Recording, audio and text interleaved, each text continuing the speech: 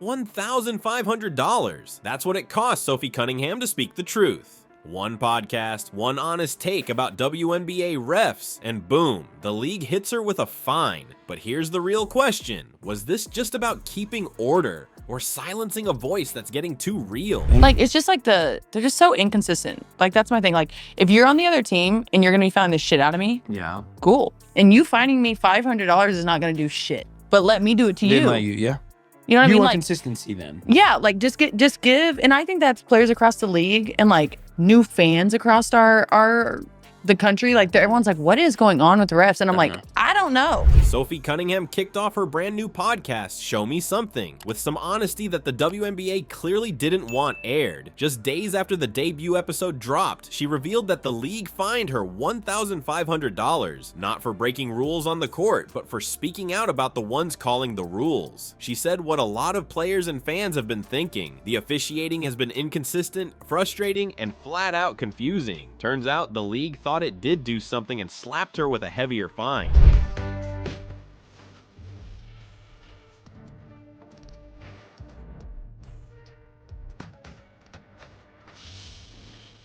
But this wasn't her first run-in. Just a couple of weeks earlier, Sophie had already been fined $500 for a TikTok. In it, she lip-synced Sabrina Carpenter's Man-Child with a not-so-subtle caption aimed at some refs. It was cheeky, it was funny, but clearly it hit a nerve. Who else in the, I say WNBA, I know you say W, talks about who like shits on refs besides you? I think I'm really the only one who publicly is a massive shitter on refs.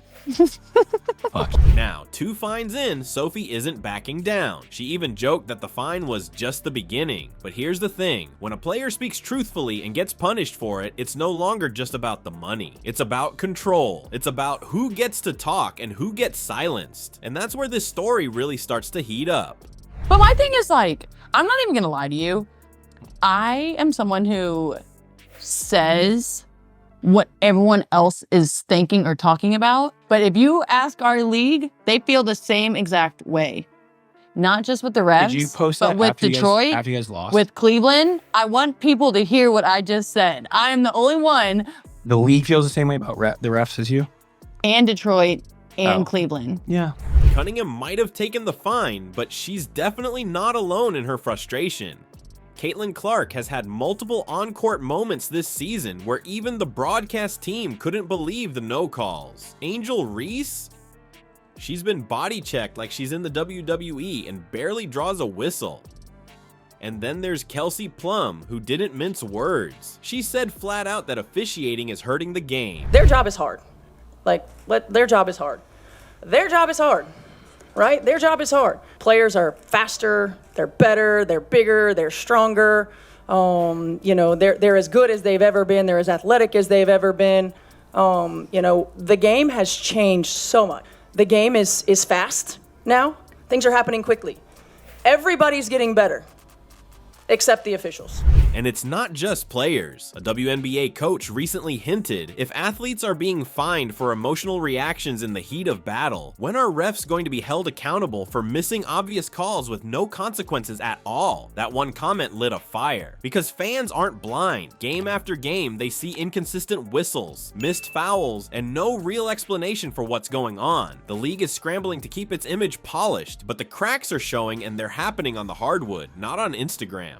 It's tough when you talk to officials and I ask them, hey, we only shot 2 free throws. We only went to the free throw line twice up into the 4th quarter, and she tells me it's not her job. And I just know we continue to grow in this, and I think this is a leaping step for us. And obviously we know we can compete with the best. So I know it's frustrating because I know how hard we're battling inside. And I think that we came down and fought as hard as we could with what we had. But that has to be fixed, and I don't give a damn if I get fined because that's cheap, and I am tired. Analysts are calling it what it is, growing unrest. Players want fairness, fans want clarity, but the league, it looks like it's trying to keep the lid on a boiling pot, one fine at a time. This isn't just a fine, it's a message, and not the good kind. Officiating in the WNBA this season has become more than a talking point, it's a real problem. Players are getting knocked down with no whistle. Elbows are flying, bodies are hitting the floor, and too often, nothing, no call, no accountability, just play on. And when athletes speak up, it costs them. I get it, because if I was a ref, I know I would mess up all the time. Yeah. Like, I'm not saying that your job is easy, but when it is a simple call right in front of your face multiple times, what are you doing? Sophie Cunningham didn't just call the refs out for fun. She pointed to something players across the league have been feeling, that the game's getting more physical, but the officiating isn't keeping up. That inconsistency isn't just frustrating, it's becoming dangerous. It risks injuries, it kills momentum, it chips away at respect for the system. Hot girls like to be fined. Finding me $500 won't do shit. That's sick.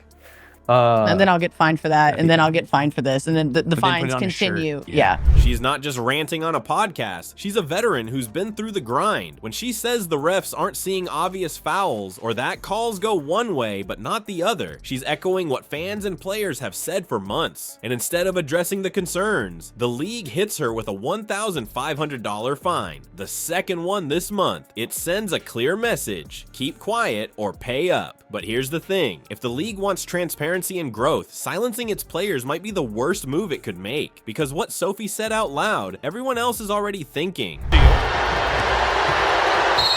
going coast to coast. Here as JC Sheldon goes right after Sophie Cunningham. And here's we got another